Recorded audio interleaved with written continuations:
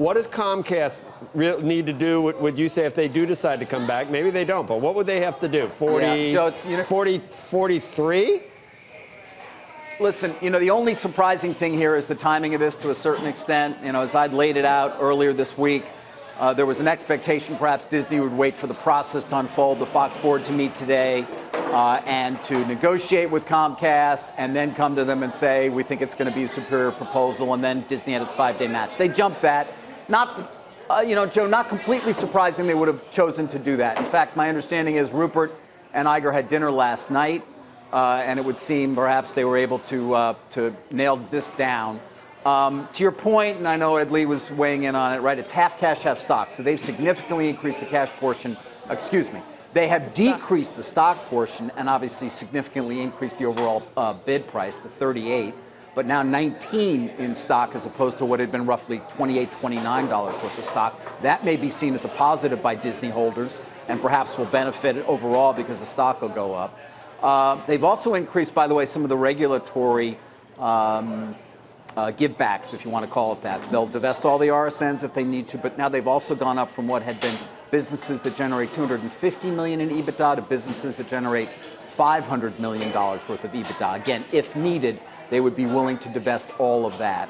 And I've also heard they may have increased the reverse termination fee, although I haven't, frankly, been able to get that yet, Joe. To your question, we're in the midst of what we knew would be a significant bidding war. I don't believe anybody on the Disney side thinks that Comcast is going to back off here. In the brief conversations I was able to have prior to coming on air, but we'll see. And again, the question, of course, will be, what do you need to come back with? To your point, I don't know. A lot of people, Joe, when we knew this was going to begin, wonder whether we'll end up with something with a 4 in front of it, and we're certainly not that far from that now, are we? Right, and that'd be 50% above where they started. I mean, if he's a disciplined buyer, if it's a different world already from when the bid was made, but it was 28. What if it's 42 that Disney ends up at, David? That's 50% higher that Rupert gets, isn't it? Yeah, and don't forget, they started at 23. I mean, when you read the proxy, and you go back to the time that we first reported on if I was Disney, the talks, I'd be mad. They were at 23, then they ended up with a deal at right. Yeah, at 28. So you're talking almost doubling it if you get to the low 40s. Where this thing started. Right. David, let me ask you, Joe, from the people that you were talking to who said that they Disney understands that Comcast is not likely to back down, would you guess that a $38 bid that they come in with is sort of what they are thinking is a knockout bid, or is that something where they are thinking there's more left to go, that they need to leave a little powder that they can then return another shot with? That would be my guess, Becky, that I think both sides know that they're in a back and forth. And judging again from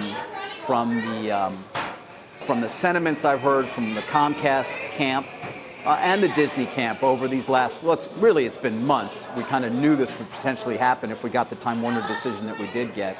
It's hard for me to imagine either side backing down even at this level. Now, to your point and Joe's, there comes a point at which you have to say, okay, no mas.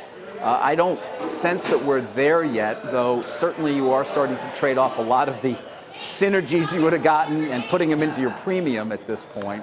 There were some benefits from tax reform that were not accounted for in the original price, remember, because we got tax reform after they agreed to it. So you can make that argument. But yeah, we're going to get up to some pretty heady territory here, it would seem. And again, it's unclear to me. I can't say with any certainty, but I would expect at this point, given what I've heard previously, that Comcast will come back and that Disney will potentially be forced to do so as well. Perhaps the differential will not be nearly as great as it was previously with the 35 cash bid from Comcast versus what was roughly a 28.50 bid from Disney in all stock. So I asked earlier, David, is the idea that Disney can pay less because Rupert seems to want that deal more? Is that they didn't appear to feel that way just now? They went well above Comcast, but is that still in the calculus, or is this now, if it's a penny less, shareholders should get whatever the current highest bid is? What do you think?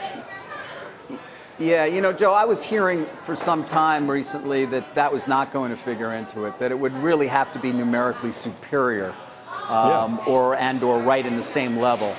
You know, the Fox board has an important role that it's playing here, as you well know. Even though the Murdochs control almost 40% of the vote, their economics are all they can actually vote for the shareholder vote that is still scheduled for July 10th. So while they have an important role here, while Rupert Murdoch certainly is the perhaps most important voice in the room, that Fox board, I think, has also made it clear that, listen, we're not just going to worry about what you want best or what was best for you.